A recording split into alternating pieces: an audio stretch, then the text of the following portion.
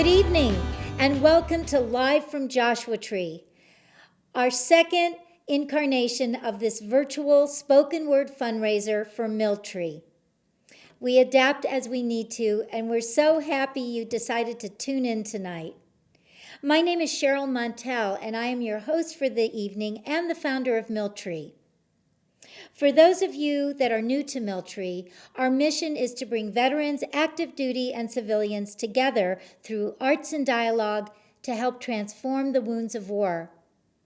We offer several different kinds of free programming. We have hosted movement, art, music, and writing workshops, rock climbing, art shows. We have built beautiful structures and held retreats that dig a little deeper. So thank you. Thank you so much for being here. Your support helps fund our creative and transformational programming. Every dollar counts, and if you are inspired to donate a bit more, you have that option throughout the show on the sidebar of your screen. And now on to Live from Joshua Tree. This is a gathering of folks with a tale to tell. It's an offering to the community from the community. Hopefully our next show will be live, but for now, grab a snack, sit in your favorite chair or sofa, right in the comfort of your own home, and enjoy this eclectic group of artists sharing their desert stories. For time's sake, I'm going to keep my intros short, so please check out all of the bios of our performers, along with the logos and links of our wonderful sponsors on the Live from Joshua Tree website. We are so grateful for each and every one. Our first performer tonight has worked with many theater companies as well as becoming a traveling carpenter. We're so happy that she decided to put down her roots right here in Joshua Tree. Please welcome Mia Torres with her desert story, Desert Alchemy. The desert is barren and harsh, but it offers life if you know where to look. While searching for my roots, I met so many incredible people. None that I'm related to, but I'll keep looking. I continue to return to southern New Mexico, to the Mescalero Reservation. The Mescalero are one of the only tribes who honor young girls in a ceremonial rite of passage, a puberty ceremony. Traditionally a 12-day ceremony, part of which involves the young girl harvesting her own agave cactus, often the size of a basketball, to roast and share with her family. These traditions I have shared with friends bring me joy even now. That first trip sparked an interest that inevitably became a window to my history and a spiritual journey as well. I tend to think of my spiritual path as a nature path, a mix of Taoist and Native American beliefs. After growing up Catholic, the only thing I'm interested in worshiping is nature. Prior to my first journey through the Chihuahuan Desert, I had spent time in the Mojave. Growing up in LA, I was always running to nature, and it was the closest desert. In my 20s, it was the California coast I ran to. Big Sur is beautiful and wild, but it only sparked the fire. That nomadic blood was boiling. I spent decades crisscrossing this country, searching. But not all those who wander are lost. My mom was a Tolkien fan. I had my RV, my carpentry tools, and an open road. I built chicken coops in Joplin, Missouri, and traded built-in pantry shelving for canned jams, pickles, and veggies from my friend's farm in Paducah, Kentucky. Hell, I took my traveling carpentry show all the way to Brooklyn. But city life ain't no life for me. And with my parents getting older, I wanted to be back on the West Coast. So I was on the road again. My theme song, by the way. I was offered an awesome project, building cat care condos for a friend in Portland who was expanding her business. On my way back west, I spent time retiling a floor at my aunt's place in the Sonoran Desert just outside of Tucson before heading north to Portland. I realize now that my travels almost always took me through these deserts. Subconsciously or otherwise, I was always drawn to the desert. I had heard so many good things about Portland. I was hoping to settle there. But if there's one thing Portland is not, it's a desert. I lasted about 2 years and could not deal with the rain. I build things outside. I was in my trailer on another rainy day when I thought, I just want to go somewhere and dry out. And that's when I remembered the last time I was in the Mojave. I was leaving LA, and as usual, I stopped in Joshua Tree National Park to camp and organize before getting on the road. I did this whenever I was coming from or going to LA. On the morning I was set to leave, I decided to go find a place to meditate. Sitting on a rock, palms to the sky, I had a realization. You know that saying, the silence is deafening? I never understood what it meant until that moment. Sitting there, I could literally not hear a sound. Not a bee, not a breeze, nothing.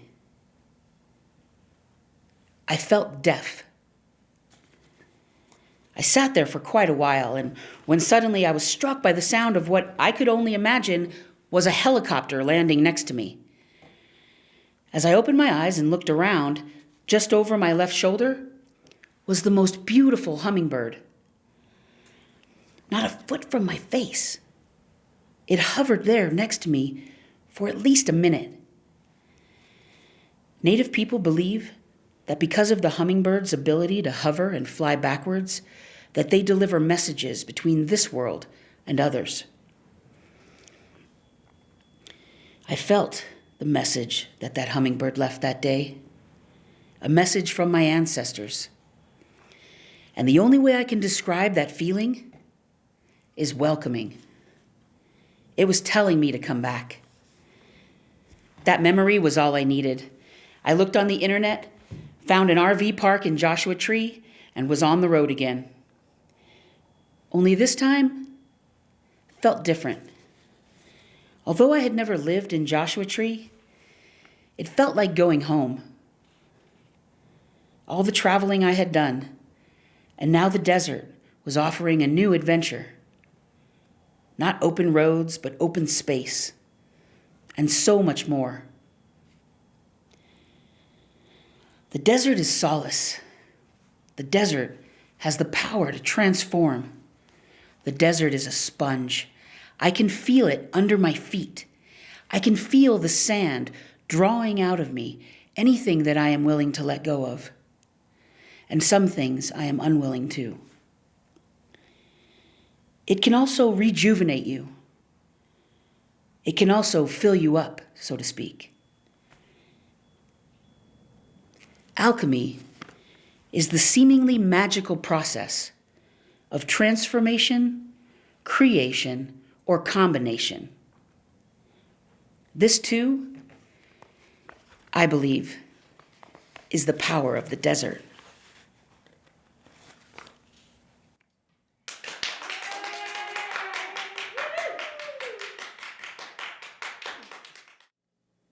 Our next performer, Ted Meyer, is a nationally recognized artist, curator, and patient advocate who, through artistic expression, chronicles the courage of people living with a variety of medical conditions. Enough said? Please welcome Ted with his story, Green Guy in a Tan World.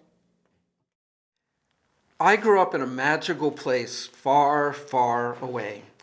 Everything was green or blue or sometimes yellow and orange, and if we were really lucky, pure white. I love color, vibrant color, saturated color. My paintings are full of color. But one color I never loved was tan. I never thought of tan as a thing because it has no personality. It's sort of like dishwater. Now red, Red has a personality. Red demands you pay attention. It alerts you to danger, love, romance, passion, all red. Blue is calm. Blue is cool. Blue is endless like the sky, and my favorite color. Green is summer and baseball and family trips. Tan, on the other hand, it's sort of the skim milk of colors. It says nothing, it asks nothing of you, and really, I just never thought much about it. I mean, no one has ever thought tan is the color of my true love's lips. It doesn't even show up in any poems. Yet here I am, living in the tannest place this side of the Martian surface. So how does this happen? A green-loving guy in a tan place? Well, as I'm sure you can guess, when life's plans go all wonky, there is a woman involved. I went to college at Arizona State, and at the time, it seemed like a good choice. It was cheap, it had a good art department, and it was far enough away from my parents that they couldn't come visit. I never saw the place before I landed there, but they sent me a 3-inch thick catalog, and it made the place look really impressive. The dorms had pools. The auditorium was designed by Frank Lloyd Wright. It had been designed to be built in Saudi Arabia, but somehow landed up in Tempe. When it comes to architecture, to me, this was proof a tan place is a tan place. The day I landed in Phoenix, it was 118. 118. That was not mentioned in the 3-inch thick catalog. I immediately questioned my desert choice. Over time, I acclimated to ASU. It was a fun party school with saguaros, and the parties eventually won me over. But I couldn't wait to leave, and 3 hours after graduation, I loaded up the Dodge Colt and I headed to the coast, hoping never, ever to see the desert again. And you know what? For 40 years, I did not see the desert again, until I met a desert-loving woman. My partner Anna grew up in SoCal, and she spent each spring break in Palm Springs. And she has fantastic memories of visiting her grandfather in Bombay Beach before it turned into that toxic hipster hellscape it is now. Her idea of plein air paintings, desert mountains, and smoke trees. My memories, on the other hand, were filled with lakefront property in the Adirondacks. Tall green trees, cool blue lakes. That's what fills my head. And the bears, because every night, well, there was no cable back then, we would go to the dump and watch the bears eat trash. So that's what it was. Lake during the day, bears at night. During Anna's and my first decade together, this green-tan divide popped up from time to time. And I took her to see that house in the Adirondacks that I love so much. And when we got there, I said, "I'm so glad you're here. I love this place." And she looked at me and she said, "I hate it. Green is so depressing. It's just too green here. You can't see the sky through the green." I don't even know what that means, you can't see the sky through the green. The sky was right there. And that's how it was for almost a decade. If I mentioned retiring to the mountains, her answer was always, "You know what happens in the mountains? Where there are trees, they start on fires. Where there are trees, there are fires. How about we move to the Mojave?" And then it would be my turn to give my doomsday scenario about global warming, and I would say, "It's too hot to live in Mojave, or at least it's going to be soon." So once again, we were at a green-tan impasse. Well, it seems my doomsday scenario didn't make a dent in her determination, because one day I get this text. "I found this property in Joshua Tree. It's a total disaster, like a dump. But there's a great old house and sand dunes and an actual oasis." And then in all caps, "an oasis!" exclamation point. I hate tan. I just kept thinking I hate it, but I needed to be a good partner and give it a chance. So the next day I jump in the Prius and I drive out to 29, and what I found was a big tan piece of land covered in 40,000 pounds of trash, including, but not limited to, 12 refrigerators, hundreds of tires, tons of building material, dismembered bikes, cars, 2 squatters, and the property owner. Now, the property owner, she loved the place, and she didn't even seem to notice all this trash that had built up over the decades. But she did have one warning for me. She pointed to these 2 trailers in the far end of the property and said, "Don't ever let anybody stay on your property." And then she pointed out to me that they were stealing electricity from the pole at the end of the property too. I looked around, I saw nothing but tan sand dunes, a tan yard. But Anna was right about the oasis. It was beautiful, kind of greenish, and it came with a family of bobcats. I could see the charm and the potential, and if Anna wanted to live in this tan world, I would be supportive. She had a strong list of positives. The decidedly non-coastal price, that is for sure. A barn that could be made into a studio, and since has been. And an art community full of great and talented people that we have grown to love.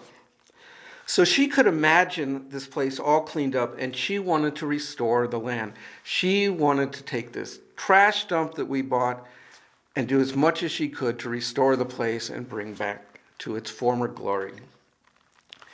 My plan was to stay in LA, and I would visit from time to time, probably on the weekends. My life is definitely in LA, and for whatever reason, I am more comfortable hearing gunshots at night than hearing dirt bikes whiz past my property during the day. Well, the day we signed the escrow papers, I posted about it on Facebook, and the first person to comment on it was my good friend Lisa from college. "Anna knows you hate the desert, right?" That was her response, and I typed back, "I'm mostly going to stay in the city." But then COVID hit, and the city closed. No more art openings, no restaurants, no hanging out in coffee shops, no seeing friends. Everything that made the city livable to me was gone, and a house in the middle of 300 acres of nothing seemed a lot safer than one with a homeless trailer parked 30 feet in front of it in El Sereno. So slowly I migrated, first some clothing, then an easel. The cats came next, and eventually I was living out here, and honestly, I was not thrilled because, as I have mentioned before, I am not a fan of the tan. Every time I went back and forth to get things, I'd be okay until I got about a mile from the house, and I'd pass that old Foster's Freeze on 2 Mile, and I would have these sudden, unmistakable depression. I just couldn't believe this was happening to me. How the hell did I land up in the desert? How the hell am I here?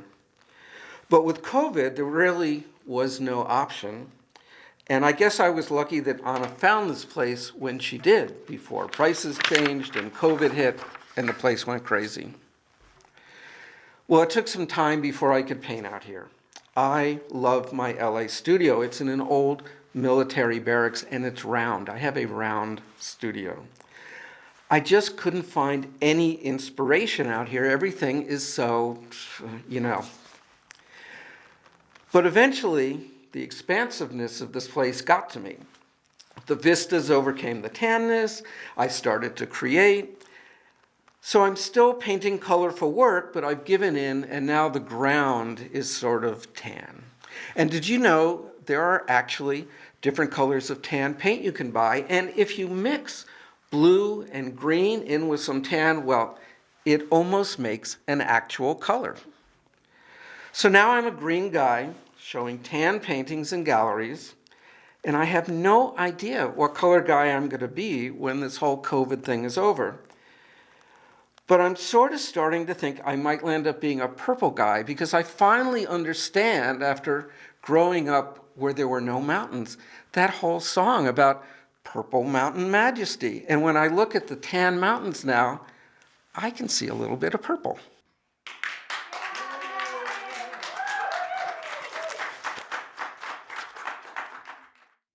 I met William Kelly when he decided to participate with Miltree. He is a Navy veteran, clinical social worker, and an amazing singer. Here's Will with his story, My Ode to Hal, and his song, Tired.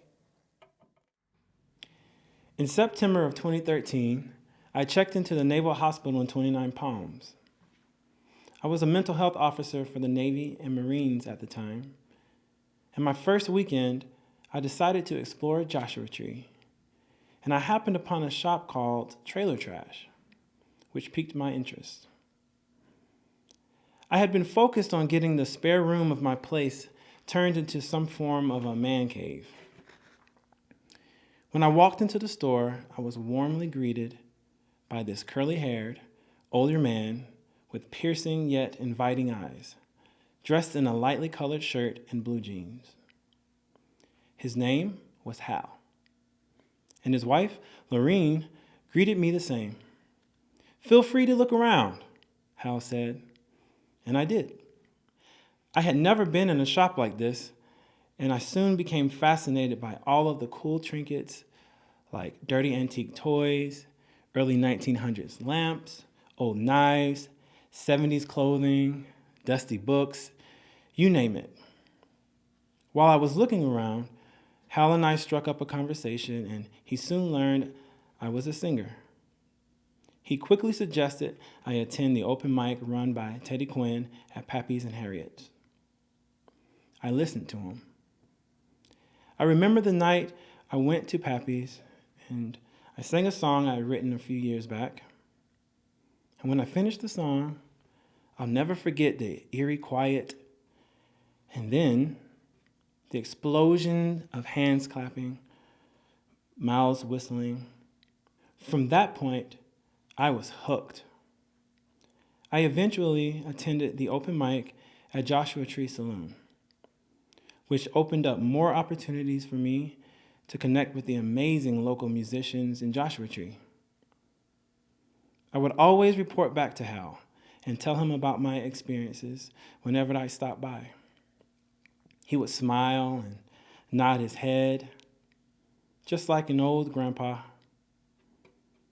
He even came out to a few open mics, and I always wanted to make him proud. After a few years passed, Hal moved to a new shop in Yucca Valley. There, he started his own open mic at Cocopelli's. It was there that I settled into performing. Over the years, I had purchased many things from Hal. I remember one day I stopped by and spotted an antique bugle on his wall. I really wanted it, but I was unable to purchase it at the time. Unfortunately, not long after that visit, I learned Hal passed away. I didn't realize how much love I had for him until I walked into his shop to pay my respects to his wife. When I walked in, I stopped. I felt this intense wave of emotion come over me, and I just cried. I knew it was Hal, and though his spirit was no longer encapsulated in a body, his presence was just the same. I remember embracing Lorene and just reflecting on the memories we had over the years. I noticed Lorene walk over to Hal's desk, open a drawer, and pull out the bugle I had coveted so much. She says quietly as she hands it to me, "He would have wanted you to have it." I have many stories from the desert, but this one is my favorite. This story of Hal reminds me to stay grounded in love, compassion, kindness, regardless of age, race, or gender. I'd now like to perform the song I sang my first night at Pappy's in honor of Hal that exemplifies the message of unconditional love.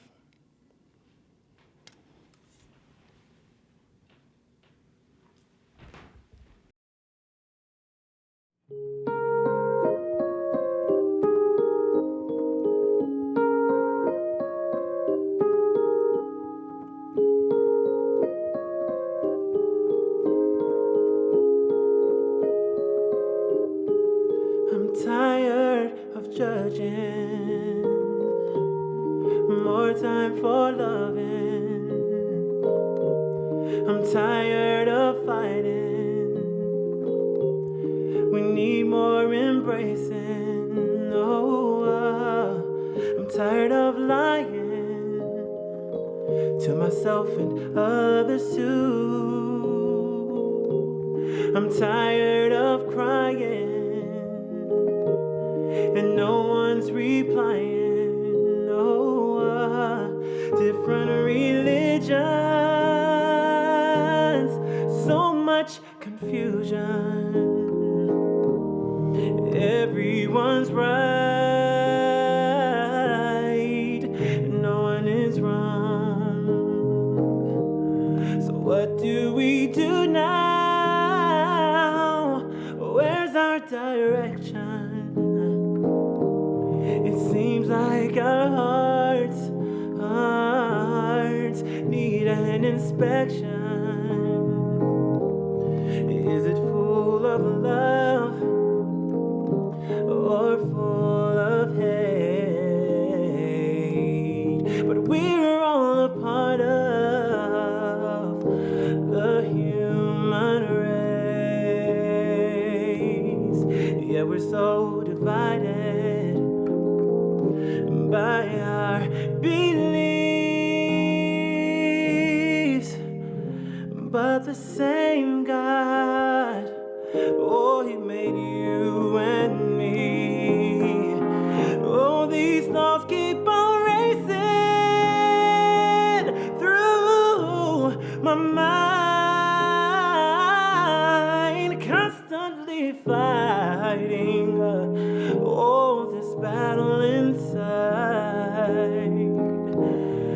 I just wanna love unconditionally. Oh, oh, no matter the person or what they believe. Oh, oh, oh, oh, oh, I'm tired of judging. Oh, more time for loving. Oh, I'm tired of fighting, y'all. Oh, we need more embracing. Oh, tired of lying. Oh, to myself and others too. Oh, said I'm tired of crying. Oh, and no one's replying. Oh, I'm tired of crying and no one's replying. And no one's replying. No one's replying. Oh, oh, oh, oh.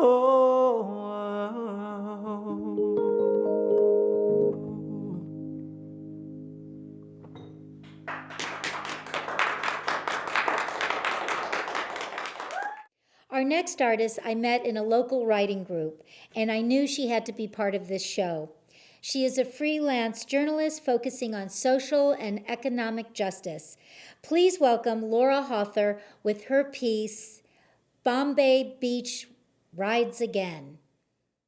I first heard about Bombay Beach in the semi-lost years of my post-college youth. Having joined a group of congenial weirdos called the Cacophony Society, who were given to stray path adventures and exploring neglected hidden treasures of weirdness. A trip to Slab City and the Salton Sea was the perfect Cacophony field trip. It was disaster tourism at its finest. That trip was my introduction to Bombay Beach. I remember walking on the berm built to hold back the floodwaters that destroyed the towns around the Salton Sea so many years ago. Only now, after years of evaporation and drought, the water was nowhere near the berm. The shore was all exposed fine silt and fish skeletons, so numerous they made up a thick layer on the shore. There was no forgetting that rank smell of carnage that permeated everything, especially when the foul odor of the annual summer fish die-offs would come to find me years later and many miles away in Los Angeles. That trip was when I first heard fragments of the near-mythic tale of its destruction. In the 50s and 60s, investors poured millions of dollars into creating a desert playground like no other. It was dubbed the Miracle in the Desert and the Salton Riviera. The Salton Sea is still the largest lake in California, and before its destruction, boasted the largest marina. But 2 back-to-back, once-in-a-100-year storms changed everything. The resort's fortunes roller coastered from fancy, celebrity-studded, million-dollar hotspot to languishing in the desert faster than you could say Frank Sinatra. Years of drought brought the final death blow. The evaporation concentrated the salinity until the fish started to die off in large numbers. After moving to the high desert, I started following the fortunes of these Imperial Valley desert towns. Something was changing. Thanks to social media, YouTube vloggers, tourists, a lot of them, were coming to these low desert spots, and not just for the disaster tourism that might have attracted people in the past. They were coming for the art. While visiting East Jesus, an independent art community within Slab City, I saw hundreds of tourists flooding into the art garden. This, I was told, was one of many tour buses bringing international visitors from downtown Los Angeles to visit outsider art hotspots, Salvation Mountain and East Jesus. And for better or for worse, with the influx of tourists came Airbnbs and the Slab's own local artisans using credit card readers to accommodate these cash-adverse customers. Bombay Beach was perfectly situated to become part of this new artification of the deep, low desert. And it didn't take long before a small group of friends with the desire and means to do so called in artists, academics, and performers to participate in transforming the town. They were creating something new out of the wreckage for an annual event called the Bombay Beach Biennale. The town was finally getting its time in the spotlight, and I wanted to see what that looked like. After hitting the ski-in for fortification, I headed outside into the inky desert darkness, using my iPhone flashlight to stumble up on that same berm I had climbed all those years ago. I was greeted by this dreamscape. A giant hand holding tarot cards rising out of the beach, while a giantess peered at me over a fence. To the left, a Pegasus Centaur hybrid managed to gleefully prance while smoking a pipe. Hands with red nails on way too many fingers rose out of a western boot like a bouquet. Walking through the town was like a game of discovery. The derelict houses were transformed into large-scale art. Galleries and exhibits were sprinkled throughout the town. People danced to old-school funk in a burned-out, trashed, and graffitied house. The Bombay Beach Opera House, painted completely robin's egg blue, had a faux brick look created from hundreds of flip-flops and a front wall that opened like French doors to reveal a stage hosting world-class dancers and opera singers. As amazing as this transformation was, when the pandemic hit and everything everywhere was put on hold, I wondered about the town's fate. The Biennale had brought people back to Bombay Beach, but could that upward trajectory hold? To find out, I headed down in the middle of the pandemic and in the worst of the low desert summer heat to write about this new post-Biennale Bombay Beach. The Biennale organizers had already decided to pivot away from the big annual event and towards supporting a permanent art community, even before the pandemic. I was hoping their strategy had paid off. My first impression heading into the town was that end-of-the-world vibe was still very much intact. But something had changed. The piles of trash filling every vacant lot were a thing of the past. But the art was still everywhere. I met up with a couple of the artists in residence, helping to maintain this new look for the town.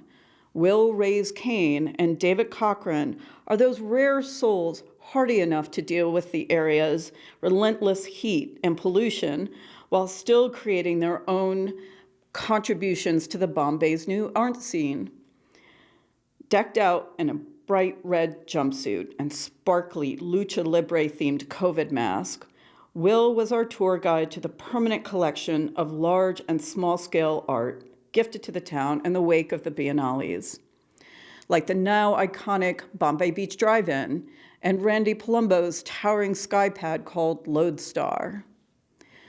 We walked through the town's new permanent sculpture garden on the way to Will's project, shipping containers cut and welded to form the shape of a cross. Inside hung his paintings of his heroes of science throughout the ages, done in a guilt-heavy style of religious icons. David Cochran's perfectly rendered life-sized Monopoly board and game piece was the perfect commentary on the area's changing fortunes.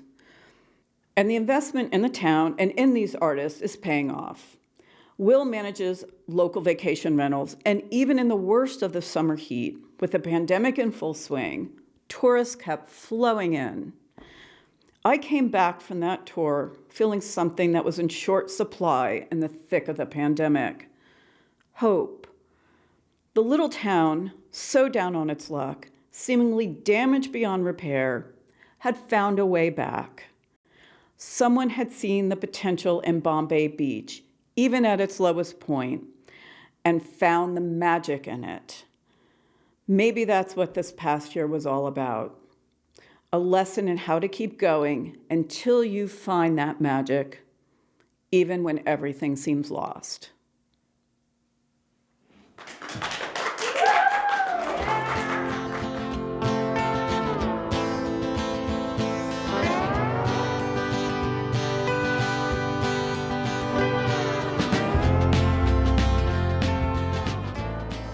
Our next artist is a writer of novels, short stories, and poems.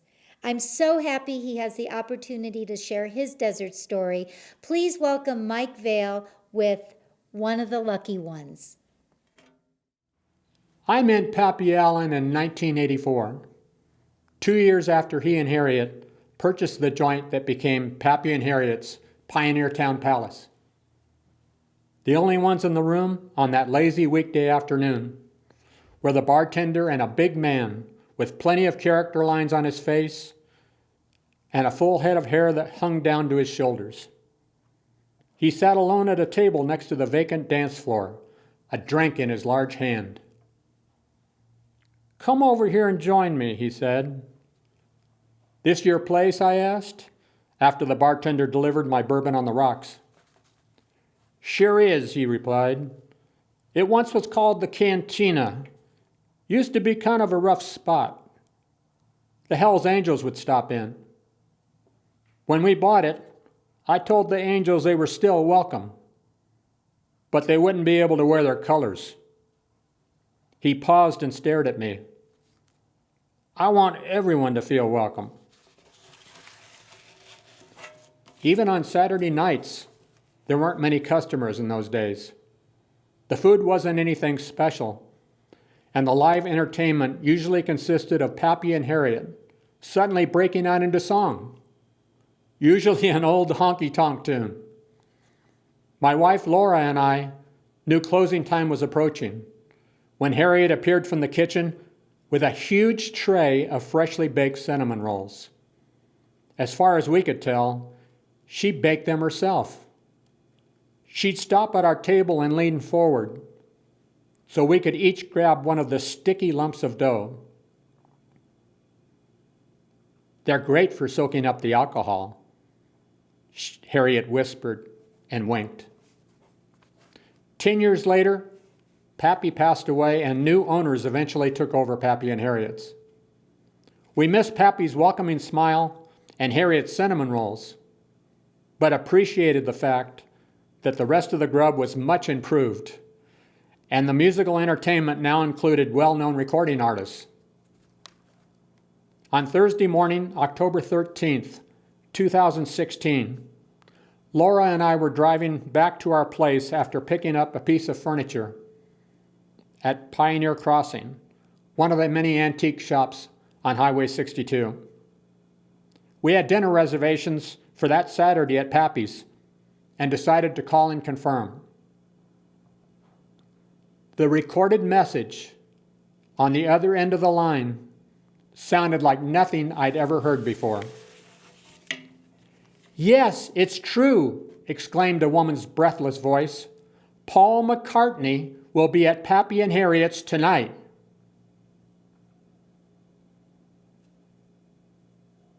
I continued to listen as she recited the ground rules for getting into this once-in-a-lifetime show. "Don't line up before 3 p.m., she instructed, "and bring cash. Admission is $50. I turned wide-eyed to Laura, who was driving. "We've got to get into that concert," I said. "Not me," she answered, shaking her head. "The place will be packed. And you know how low the stage is. I wouldn't be able to see a thing." Laura is barely 5 feet tall. She was right about the stage. It's really no stage at all. I reluctantly agreed that she might find it to be a frustrating evening. "Mind if I head up there?" I asked. "Hell no. Go for it." I approached Pappy and Harriet's at high noon. The building and adjacent parking lot were surrounded by yellow tape and security guards. Even though the phone message warned that lineups wouldn't be allowed before 3 p.m., several dozen fans had assembled to the east of the security zone. I parked and joined them. When 3 p.m. arrived, the rent-a-cops took down the yellow tape and all hell broke loose. Literally hundreds of music lovers sprinted for Pappy's entrance, desperate to get in the front of the official line that was forming there. Once I reached the new line, I realized I was among the 40 or so fans closest to Pappy and Harriet's front door. For the first time, I felt sure that I was going to get inside. Those around me had reached the same conclusion. A feeling of euphoria spread among us. "This is a dream come true," said the guy standing beside me, a wide smile crossing his face. I guess that, like me, he was old enough to have seen the Beatles on the Ed Sullivan Show. "Yeah," I agreed, giving him a firm bro shake. "It sure is." I turned to look behind us. The line stretched north past the Pioneer Town Motel and continued on for as far as the eye could see. Later, I heard that over 1,000 fans were turned away. At 5 p.m., Pappy and Harriet's front door opened, and the line began moving forward. When I handed over my $50 and entered, the place was almost empty. All the furniture had been moved out. It was going to be standing room only. As the room filled up, the strangers who surrounded me instantly became friends. We were sharing this unbelievable experience, a night that none of us would ever forget.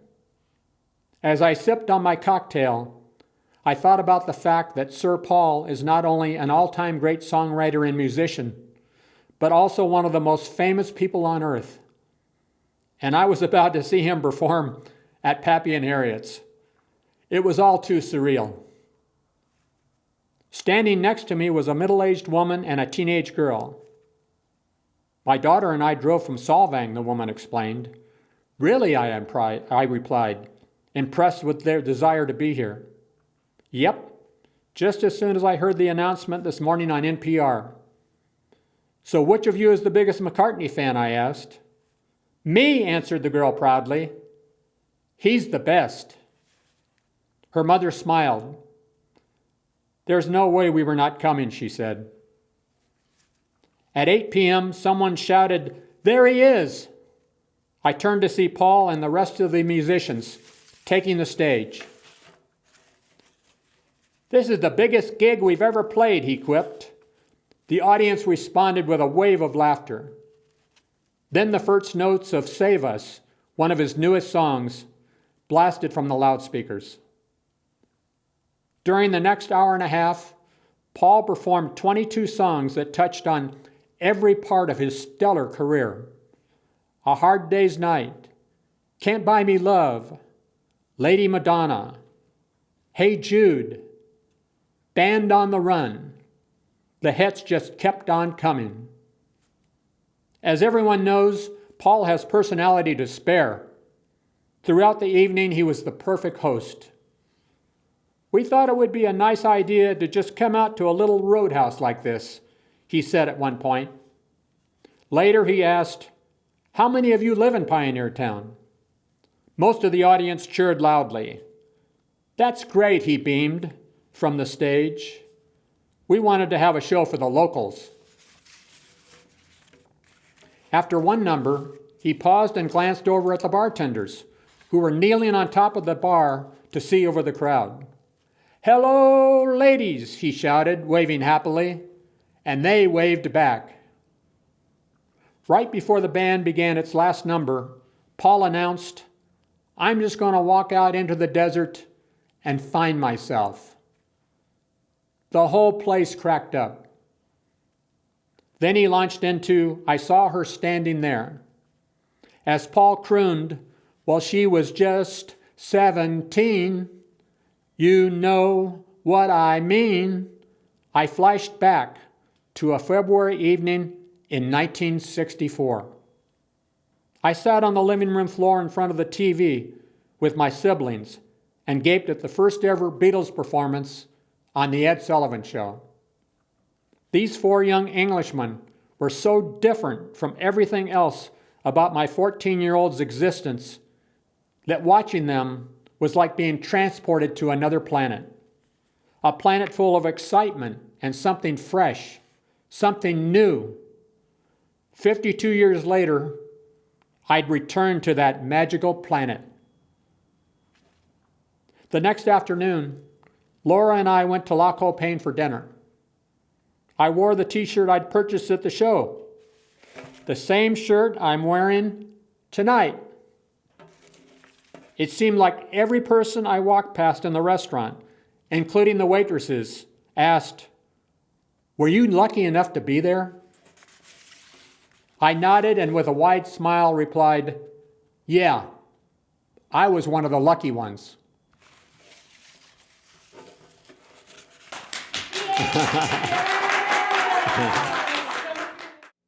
Our next artist, Cooper Gillespie, is a writer, podcast host, singer, bass player, and all-around talented gal. Here she is with her story, When Crystal Came to Town, and her song, The Outlaw, accompanied by Thomas Yorth. We moved to Landers from Los Angeles about 5 years ago.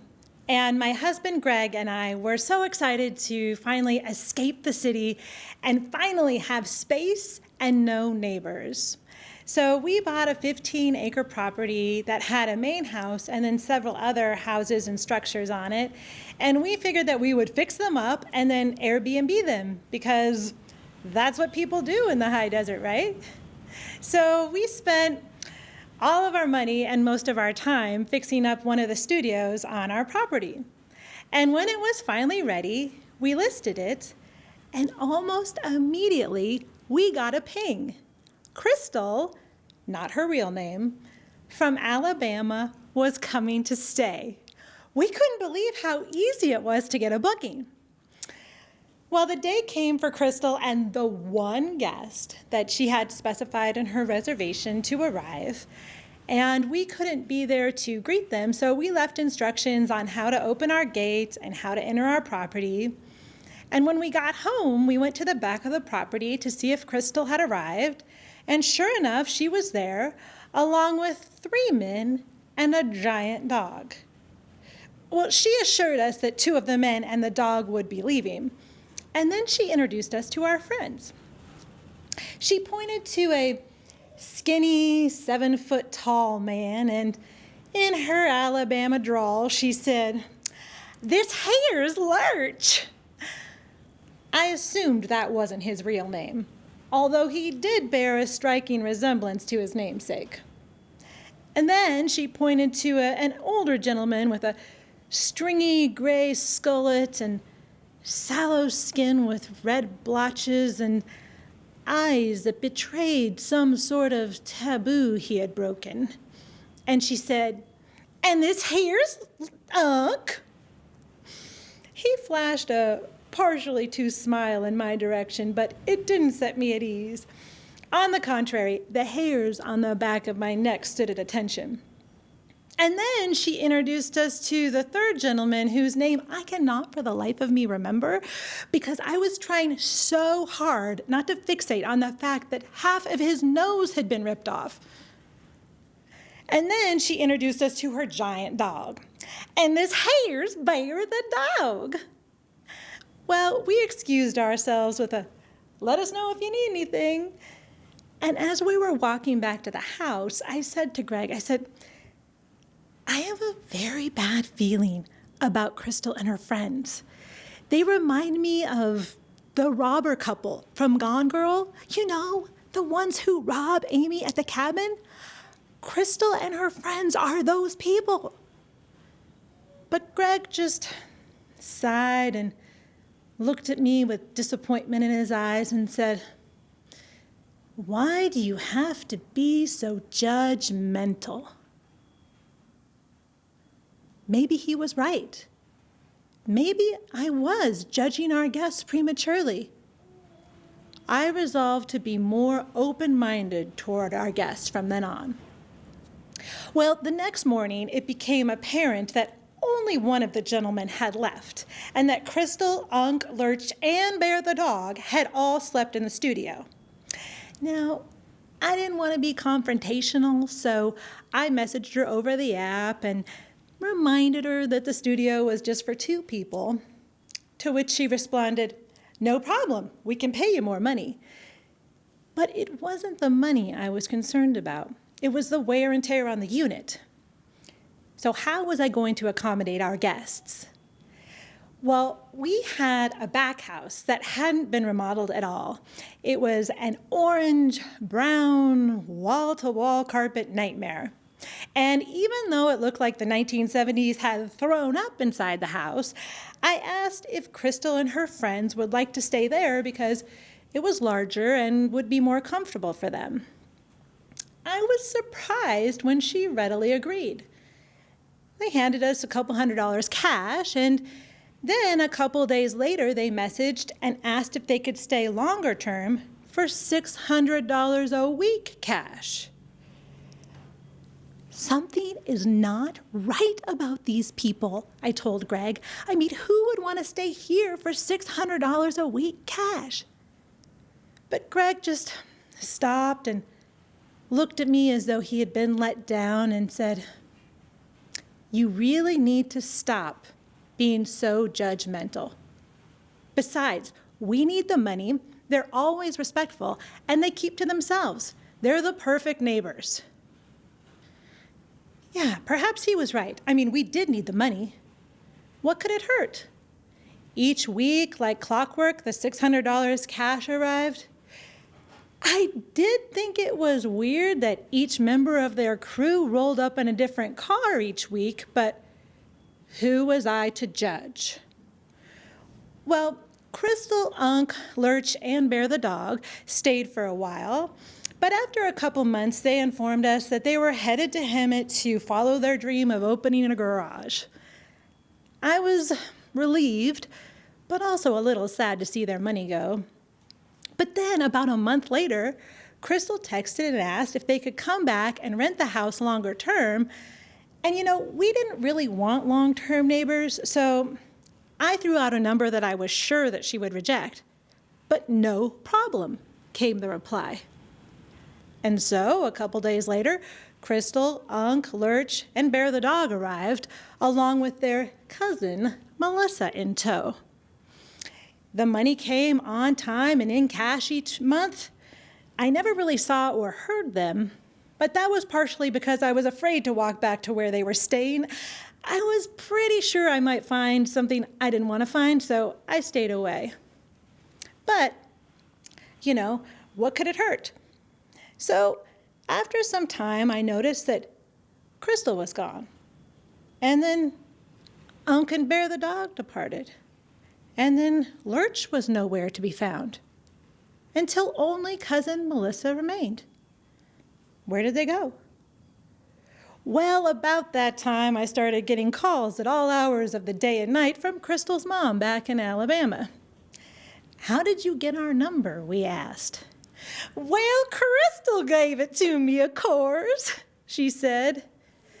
She wanted us to track down Unc and then steal Bear the dog back and then drive the dog to Alabama because not having Bear was just killing Crystal. Crap, I thought. I do not want to get involved in these people's lives. Well, we informed her that we had no idea where Unc or Bear the dog was, and then I asked, well, why doesn't Crystal come and get Bear the dog? And her mom said, well, I'm going to let you in on a little secret. My daughter, she's got in with some bad people. I mean, she's a good girl, but she's got in with some bad ones, and, well, she's in jail right now, and that's why I need you to find Bear the dog. Well, once again, we said we don't know where Unc or Bear the dog are. And then the next day, cousin Melissa informed us that she was sorry, but she too had to leave, and so she packed up her car and drove off into the heat of a Mojave Desert afternoon. Not 2 hours later, we heard a loud bang, bang, bang at our front door. And when we opened it, there stood 2 ginormous U.S. Marshals. "Have you seen this man?" they asked, as they held up a wanted poster that featured a slightly younger, but still very recognizable Unc. Unc left a while ago, we said. They questioned us with suspicion in their eyes, but eventually they seemed to realize that we were telling the truth. But not before telling us that Unc and his crew were armed and dangerous criminals on the run from the law. Apparently, Unc had skipped bail back in Alabama, and he happened to run one of the largest drug operations in the United States. We were to contact the marshals if we heard from them ever again. "Of course," Greg said once the marshals left. "When Crystal got popped, that's when Unc and Lurch and cousin Melissa had to skip town. They knew Crystal's mom was going to sing," he said, suddenly knowing law and order lingo. Well, the next day, I was in the back of the property getting one of the units ready for some guests who were going to arrive that day. And I noticed a big pickup truck pull up to our gate, so I figured it was the guest. So I pushed the button to open the gate and motioned the passengers to the back of the property.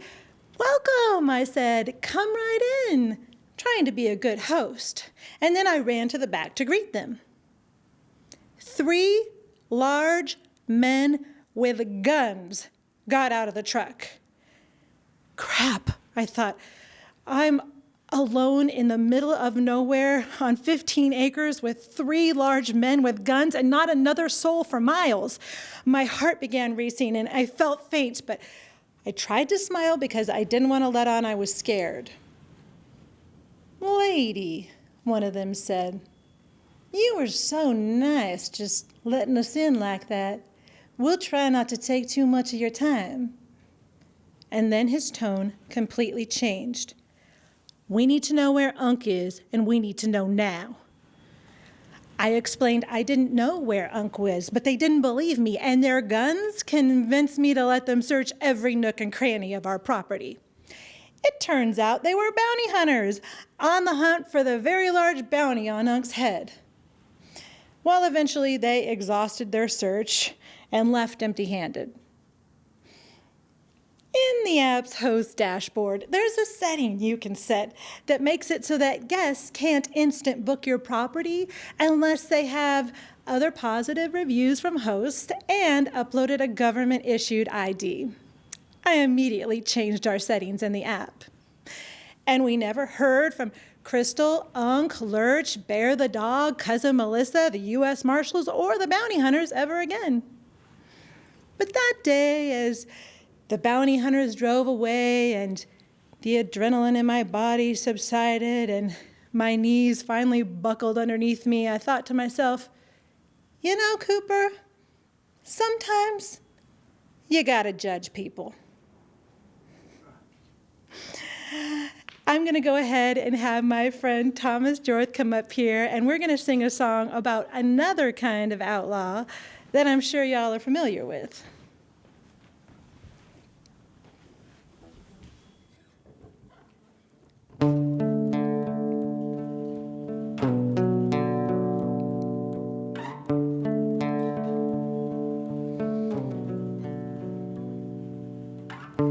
Hand in hand, lovers look at each other as if nobody else is alive on earth.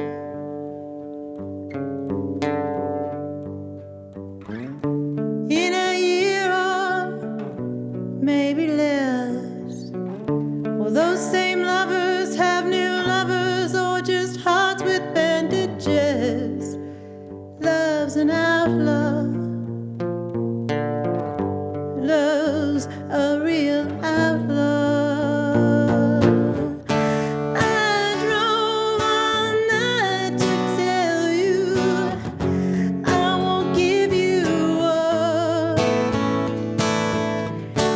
By the dashboard light, I swear that I'm not giving up.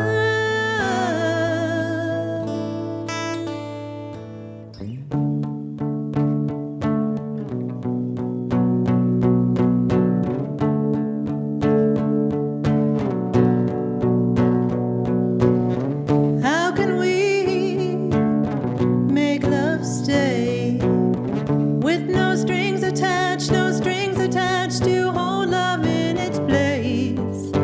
Love's an outlaw. Love's a real outlaw. I drove all night to tell you I won't give you up. By the dashboard light, I swear that I'm not giving up.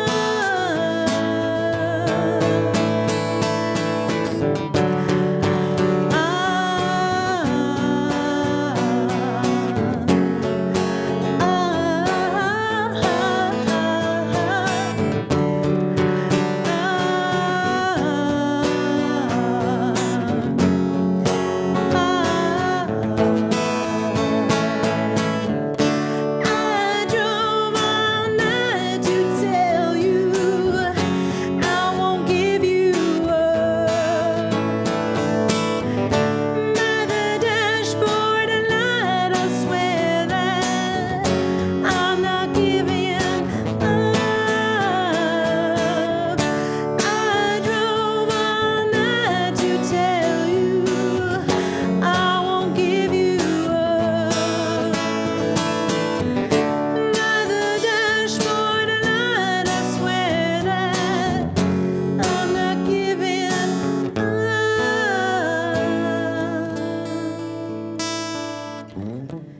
In a year or maybe less, will those same lovers have new lovers or just hearts with bandages? Love's an outlaw.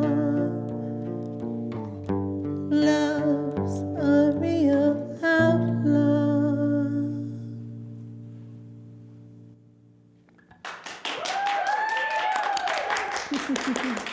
Thank you.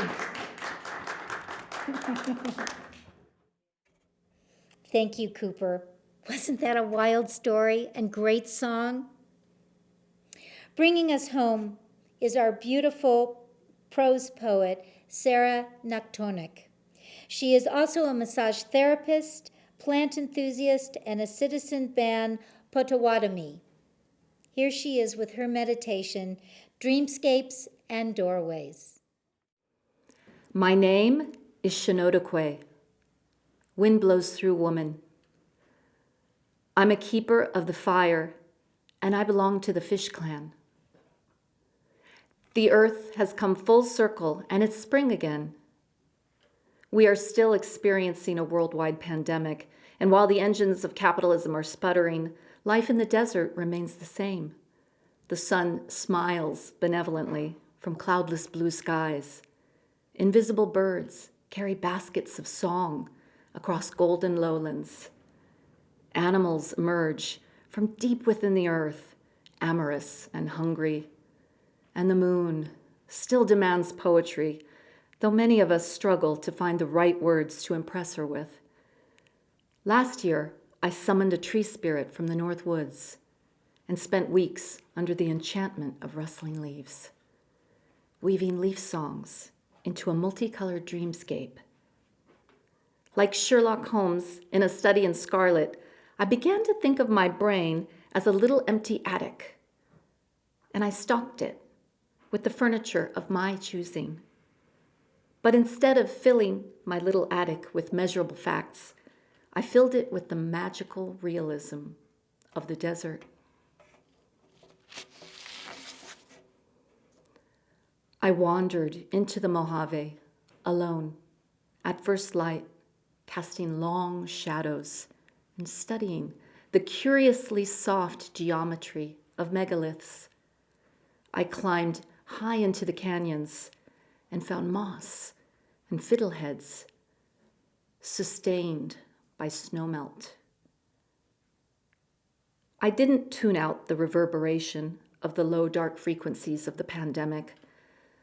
I was aware of the temporary morgues, racial oppression, and the usual acts of cultural erasure and disrespect that those of us with too much color or not enough money have been enduring since long before COVID. In fact, I tuned in to the complex harmony of the high and low frequencies in the world, and they led me back to the Anishinaabe Minomikana, the good native road. For many mornings, I woke before sunrise, one foot still stepping out of dreams, to hear the first songs of the birds and to pray to Ikweanung, the women's star, to thank her and to seek guidance as we moved through this darkness. I watched the movements of the night sky. I gathered plant medicines, wild dandelions, and California buckwheat, and made medicinal drinks. During the blue hour, the thin veil between day and night, I drank my elixirs in front of tiny candlelit altars in vigil for the suffering and the departed. As I watched my savings evaporate, somehow I rooted down in the parched alkaline soil and found nourishment. Even as I turned inward, wondering where my next check would come from, I turned outward and shared whatever I could spare with others, trusting that the earth would provide. After all, Indigenous people are, as Winona LaDuke once said, a post-apocalyptic people. All of us who stand today are the descendants of those who have survived worse. It would be dishonest, however, to say that my light hasn't dimmed and flickered in a year marked by 416 natural disasters, racially motivated killings, ICE internment prisons, and extreme poverty. All of these are signs of the Wendigo, a destructive spirit fueled by the greed and self-interest of men, who devours anyone that stands in the way of his desires. The Wendigo came through the portal a long time ago, but now he has grown so large and unruly that even the people that have benefited from his destruction are starting to feel uncomfortable with his looming presence. Over the summer, the fires of 1,000 hells were unleashed on the West Coast. Many hearts were broken. Over 1 million acres of the largest Joshua tree forest in the Mojave Desert was reduced to cinder. The mountains were obscured by a pernicious smog, and the days were mired in darkness. A red sun glared from a murky sky as if the malevolent eye of Wendigo was upon us. The once bewitching songs of the tree spirit became tormented screams that haunted my mind. I had been cloaked in my protective dreamscape, but now, like many, I lived soullessly, an empty vessel, my mind drifting in the haze, tasting nothing but ash. The wood rats were starting to take over the attic of my mind, so I immersed myself in the wisdom of activist matriarchs, Wendigo slayers, and Black warrior queens who combine their strengths and use practical magic to make positive changes in their communities. On a particularly stressful day, I went to sit and read amongst the boulders in Joshua Tree. And I remembered something Arundhati Roy wrote last year. She wrote that pandemics force humans to break with the past and imagine their world anew, that this pandemic is a portal, a gateway between one world and the next. This virus has thrown a wrench in the capitalist gears and has brought productivity to an abrupt stop. But it has also shown us how interconnected we are and how important human connection is to even the most stridently independent of us. As we move through the doorway to this next world, we must carefully consider the ideas we bring with us and the ideas we leave behind. The portal is open, and it is too late to shut the door and turn back. We must gather up as many different voices as we can and weave together a multicolored dreamscape, help each other across the threshold, and make our way into a world that can support us all. Thank you so much. That was beautiful, Sarah. Just beautiful. Well, that wraps up our show for the evening. Thank you so much for joining us. And if you are a veteran or you'd like to volunteer, perhaps sit on the Miltree board, please contact us at info@miltree.org. You can make a difference in the lives of our returning warriors that have sacrificed so much for our country. Big thanks to Robbie Robb, our technical director, to all of our generous sponsors and gifted performers, and of course, all of you. Let's dance it out now. Have a great evening. Until the next time, this is Live from Joshua Tree. Here I go, I am free. I got my ways from my grandma D.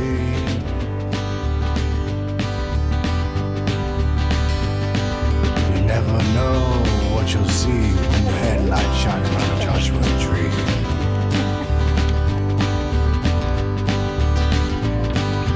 Far away you can see all those lights, they talk to me.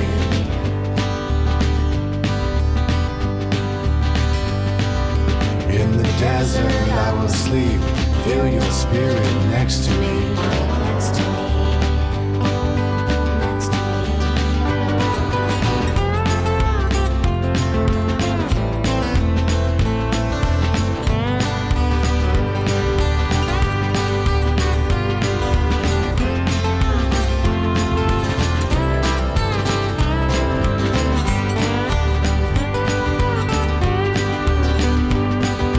Rattlesnakes in the trees, be aware they can make you bleed.